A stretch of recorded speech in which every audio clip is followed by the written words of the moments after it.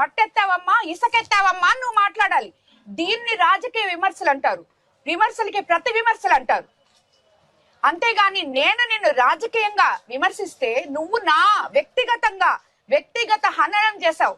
అసలు నీకేం హక్కు ఉందని ఒక మహిళ గురించి మాట్లాడడానికి సభ్య సమాజం తలదించుకునేలాగా 10 మందిని వేసుకొని నువ్వు ఎలా మాట్లాడగలవు? నువ్వు మాట్లాడిన దానికి ఈ రోజు జగన్మోహన్ రెడ్డి గారు వచ్చి నిన్ను పరామర్శించడం అనేది సభ్య సమాజం మరోసారి తలదించుకుంటుంది మిమ్మల్ని అందరినీ చూసి.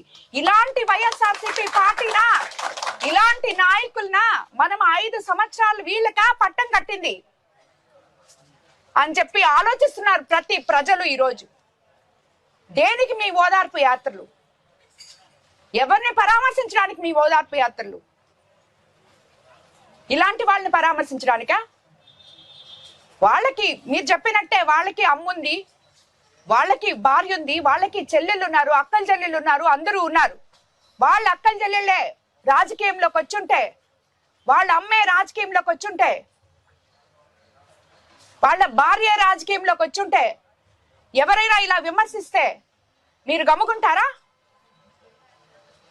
మీరు ఎంత దిగజారుడుతనం మీద ఉందంటే ఈ మాటలు మీరు మాట్లాడిన దానికి నిన్నగాక మొన్న నేను ఎమ్మెల్యే అయిన కాన్స్టిట్యున్సీలో కార్యకర్తలే కడుపులో మండిపోతుందమ్మా అని చెప్పారు. అలాంటిది ఒక నాయకులుగా ఉండి ఒక రాష్ట్రాన్ని 5 సంవత్సరాలు ముఖ్యమంత్రిగా ఏలి 6 సంవత్సరాలు ఎమ్మెల్యేగా ఉండి ఇలాగా మాట్లాడకూడదు అనే నీతి కూడా మీకు తెలీదా?